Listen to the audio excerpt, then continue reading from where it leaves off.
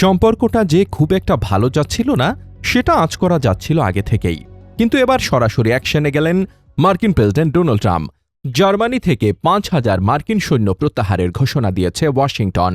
আর এই এক ঘোষণাতেই তোলপাড় শুরু হয়েছে ইউরোপের রাজনীতিতে। জার্মানির প্রতিরক্ষা মন্ত্রী বরিস পিস্টোরিয়াস অবশ্য বলছেন এটা হওয়ারই ছিল, তবে তার মতে জার্মানিতে মার্কিন সেনা থাকাটা শুধু তাদের জন্য নয়, খোদ আমেরিকার স্বার্থেও জরুরি। কিন্তু ট্রাম্প যেন কোনো যুক্তি মানতে রাজি নন। তিনি স্পষ্ট জানিয়েছেন সৈন্য কমানোর সংখ্যাটা ৫,০০০-এর চেয়েও অনেক বেশি হতে পারে। কিন্তু হঠাৎ কেন এমন সিদ্ধান্ত? এর পেছনে বড় একটা কারণ নাকি ইরানের সাথে যুক্তরাষ্ট্রের চলমান উত্তেজনা। সম্প্রতি German chancellor Friedrich Merz Trump প্রশাসনের সমালোচনা করে বলেছিলেন ইরানের সাথে আলোচনায় যুক্তরাষ্ট্র নাকি বারবার অপমানিত হচ্ছে। ব্যাস, আগুনের ঘি পড়ল সেখানেই। ট্রাম্প তার স্বভাবসুলভ ভঙ্গিতে জবাব দিলেন সোশ্যাল মিডিয়ায়, আর তার পরপরই এলো সৈন্য সরানোর নির্দেশ।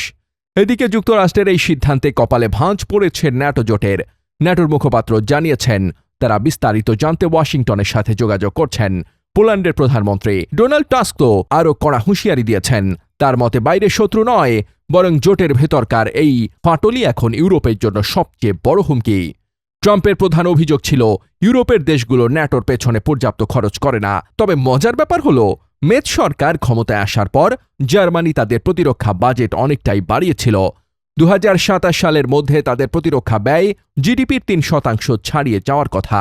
তবুও ট্রাম্পের মন গলছে না, তার নজর এখন ইউরোপ ছেড়ে ইন্দো প্যাসিফিকের দিকে। পেন্টাগন বলছে আগামী ৬ থেকে ১২ মাসের মধ্যেই এই সেনা প্রত্যাহারের কাজ শুরু হবে। কিন্তু প্রশ্ন হল, আমেরিকা সৈন্য সরিয়ে নিলে ইউরোপ কি নিজের নিরাপত্তা নিজে নিশ্চিত করতে পারবে, নাকি এই সুযোগে রাশিয়ার মতো বাইরের শক্তিগুলো আরও বেশি শক্তিশালী হয়ে উঠবে? বিশ্ব রাজনীতির এই দাবার চালে শেষ পর্যন্ত কে জেতে আর কে হারে, সেটাই এখন দেখার বিষয়।